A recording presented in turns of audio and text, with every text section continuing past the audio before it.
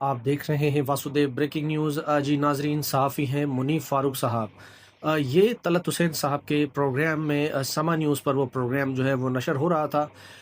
इसमें वो एक नई ख़बर लेकर आए हैं, क्योंकि ख़बरें इसी तरह की आ रही हैं वफाकी हुकूमत की जानिब से कि खैबर पख्तूनख्वा में जो है वो कोई एमरजेंसी लगा दी जाए, यानी एमरजेंसी वो जिसकी कानून में कोई गुंजाइश हो, यानी गवर्नर राज। और ये ज़ोरों शोरों से ये बातें चल रही हैं और कहा जा रहा है कि अगर सूबाई हुकूमत ने अच्छे से बिहेव नहीं किया तो फिर जो है सूबे की आवाम को बेयारो मददगार नहीं छोड़ा जा सकता। वहाँ पर सिक्योरिटी के मसाइल हैं और जो वफाकी सूबाई हुकूमत है KPK की, वो अगर किसी भी किस्म का कोई रोक टोक करेगी ऑपरेशन के हवाले से, तो फिर जो जो उनकी हुकूमत है वो घर भेज दी जाएगी और फिर गवर्नर राज लगा दिया जाएगा। अच्छा, गवर्नर राज जो है इसकी कानून में गुंजाइश ज़रूर है, फिर उसकी एक्सटेंशन लेनी पड़ती है, यानी सदर पाकिस्तान जो है वो वज़ीर आज़म की एडवाइस पर 3 महीना और फिर 3 महीना, यानी मैक्सिमम लेंथ पर भी जाएँ तो 6 महीने तक जो है वो गवर्नर राज लग सकता है। लेकिन फिर ऐसा ना हो कि फिर बैक टू स्क्वायर ज़ीरो वाली बात हो। तो मुनीफ़ फ़ारूक साहब कहते हैं कि अब 28वीं तरमीम का भी ज़ोर शोर है कि 28वीं तरमीम भी होंगी, तो उसमें आइन का आर्टिकल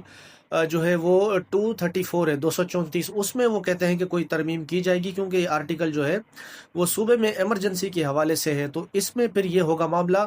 कि इसमें कुछ ऐसी ट्यूनिंग की जाएंगी कि जो इख्तियारात हैं, यानी एक तो ये एमरजेंसी लगाने के, फिर उसको एक्सटेंशन देने के, ये मामला जो पार्लिमान के पास है, इसको पार्लिमान से लेके फिर जो आईनी अदालत अब माशाल्लाह से पाकिस्तान में बन गई है 26वीं आईनी तरमीम के बाद से, तो फिर ये उनको मामला दे दिया जाएगा, क्योंकि ये ऐसा नहीं है कि बहुत जल्दी कोई चीज़ हल हो जाए। और फिर ऐसा भी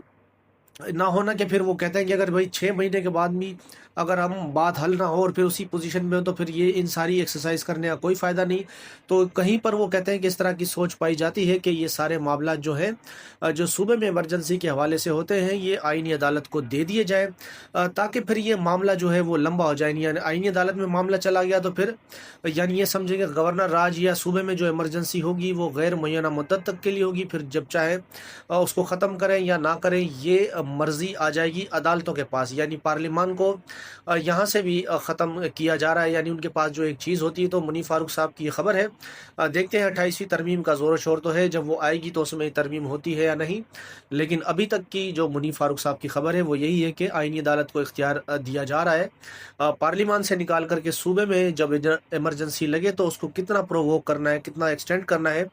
ये इख्तियार जो है वो आईनी अदालतों के पास हो। तो नाजरीन, ये वीडियो और अगर अपडेट आपको पसंद आए तो प्लीज़ वीडियो को लाइक और चैनल को सब्सक्राइब करें।